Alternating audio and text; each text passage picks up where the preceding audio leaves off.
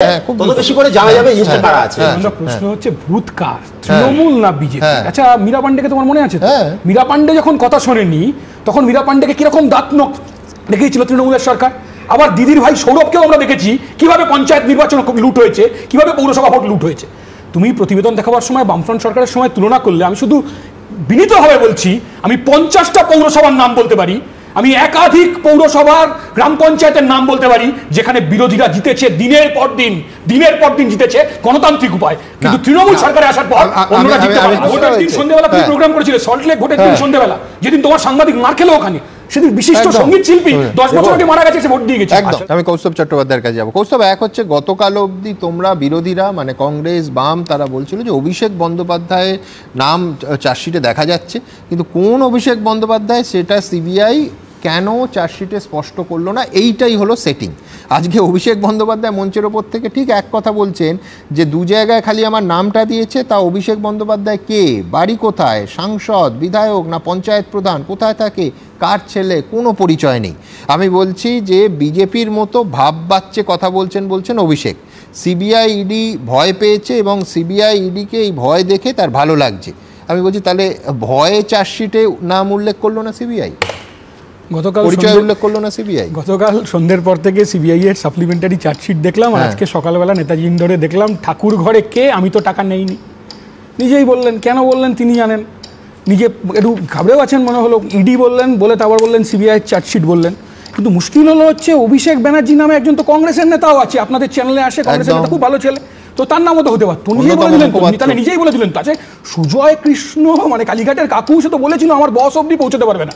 আবার আরেকটা নাম পাওয়া যাচ্ছে, বিজেপির নেতা, একদা বিজেপির নেতা, কখন তৃণমূল কখন বিজেপি, আপনি বুঝতেই পারবেন না। গোডাউনটা তো এক, শোরুম দুটো আলাদা, গোডাউনটা এক। আমি বলছি দুর্নীতি প্রমাণ হলে ফাঁসি, এতদিন বলেছিলেন। আজকে বললেন নাম পাওয়া গেছে, কিন্তু তারপর যদি আবার নাম যদি আসে তাহলে ফাঁসি, এতদিন বলেছিলেন। আজকে বললেন নাম পাওয়া গেছে, দুর্নীতি যদি প্রমাণ করা যায় তাহলে ফাঁসি। তো আমি বলছি এসব ছেড়ে দিন। সিবিআই ইডির ক্ষমতা থাকে, হিম্মত থাকে তো ভাইপোকে গ্রেপ্তার করুন, পিসিকে গ্রেপ্তার করুন।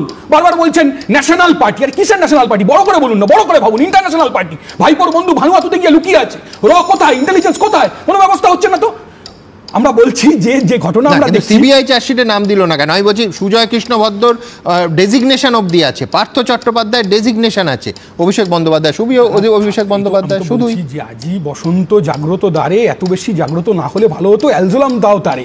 সিবিআই ইডি তুমি দেখবে মাঝে মধ্যে মমতা ব্যানার্জি একটা কথা ঠিকই বলেছেন, ভুল বলে ফেলেছেন সত্যিটা, যে মাঝে মাঝে ঘুমিয়ে পড়ে, মাঝে মাঝে জেগে ওঠে, মাঝে মাঝে অ্যালজোলাম মাঝে মাঝে জেগে ওঠে, ঠিক নির্বাচনের আগে জেগে ওঠে। পরিষ্কার বোঝাই যাচ্ছে আসলে আরএসএস এর দুর্গা।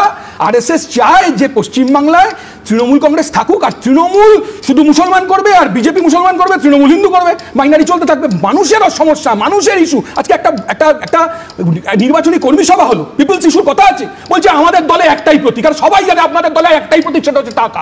টাকা মূল কংগ্রেস। মানুষ বলছে 75-25, 75 থাকবে, 25 হচ্ছে 25 থাকবে, 75 কালীঘাটে যাবে। একদল মুসলমান করবে, একদল হিন্দু করবে, তোমরা শূন্য করবে।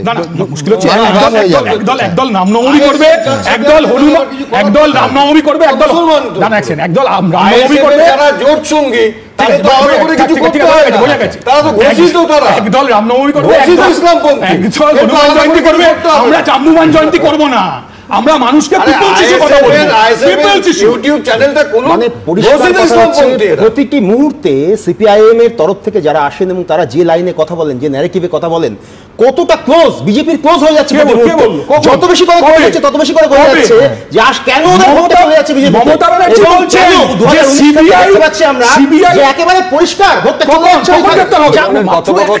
এবং সেই কথোপকথন তৃণমূলকে বাঁচাতে হবে জানি, আরে তৃণমূলকে বাঁচাতে হবে জানি, কথাটা বলতে দাও না, কথাটা বলতে দাও না, বাঁচাতে হবে জানি, ইন্ডি জোটের সদস্য বাঁচাতে হবে জানি, অব্লিগেশন সিপিএম এর অব্লিগেশন আছে জানি, কিন্তু আলোচনাটা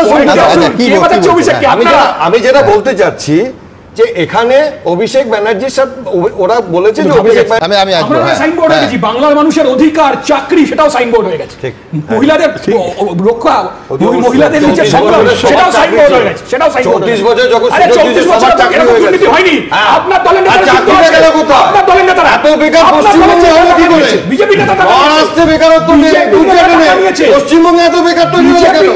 পশ্চিমবঙ্গ থেকে সবাইকে অন্য জায়গায় যেতে হলো কেন? সবচেয়ে বেশি পরিযায়ী শ্রমিক হচ্ছে উত্তরপ্রদেশে।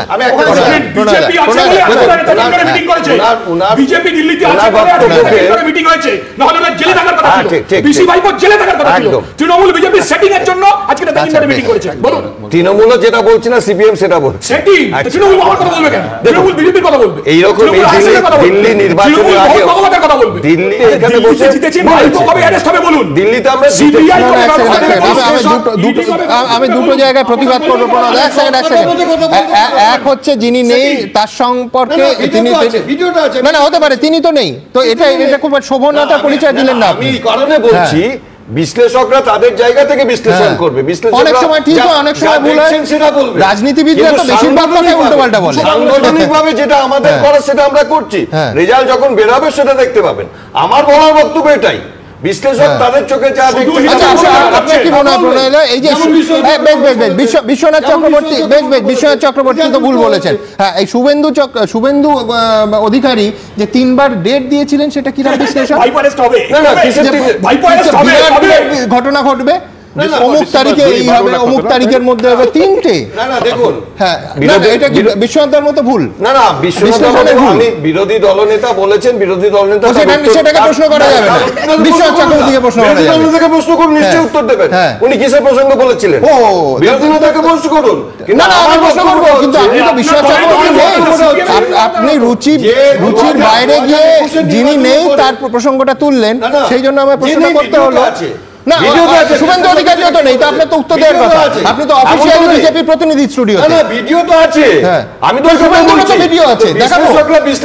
না আছে তো। হ্যাঁ, তো আপনি তো অফিসিয়াল বিজেপি প্রতিনিধি। আমি আপনার মতো কাউন্টার করছি না। আপনি কাউন্টার কেন করছেন?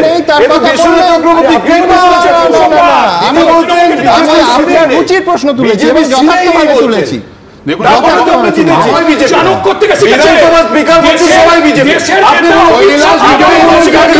আমি বলছি কাকে কাকে চিহ্নিত করবেন অভিষেক বন্দ্যোপাধ্যায়, এটা তো বড় প্রশ্ন। কি সুন্দর বলেন শুভেন্দু অধিকারী, কি সুন্দর বলেন।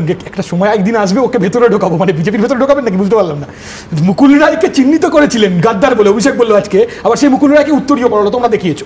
আবার মমতা ব্যানার্জি কি বলছে, কংগ্রেস সিপিএম বিজেপি নাকি এক লাইনে, গোটা দেশের মানুষ বিশ্বাস করে না। কি বলছে, জগাই মাদাই আর গদাই।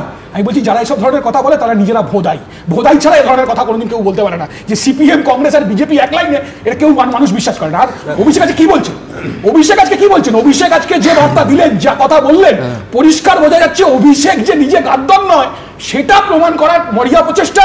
আর শুভেন্দু তো বলেই দিলেন ভেতরে ঢোকাবো মানে বিজেপিতে ঢোকাবো।